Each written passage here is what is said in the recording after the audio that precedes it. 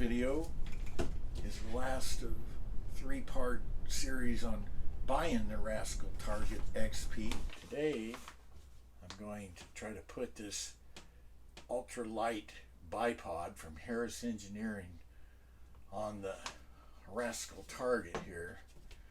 This package hasn't even been opened yet, so you're as new to this as me right now. Turns out that it's not as difficult as what it would seem. I got the handy dandy instructions out. They're pretty easy to understand.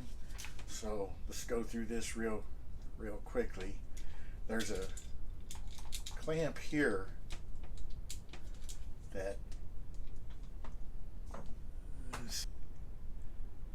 clamp right here goes to the Sling Swivel. So you got to untighten this.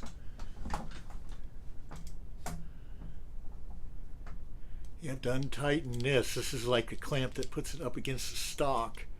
Untighten it so you can fit that up in it. Then you hold the barrel and stock with your left hand, and then move this up, and then it kind of clicks on. Now see, it's still loose here. At that point, you go ahead and just tighten this up.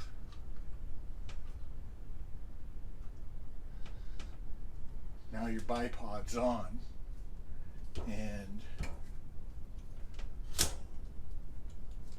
to the range. You got yourself a steady platform. Now, for it, this thing also adjusts out. And what's nice is you got clicks here, so you have 3 clicks, and then I can go 3 clicks here.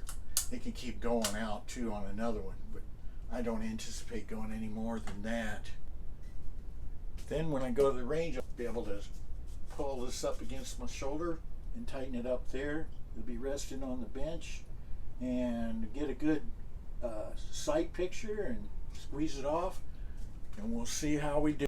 The next video, I'll go back to EJI Firearms and try it out. Hope to see you there.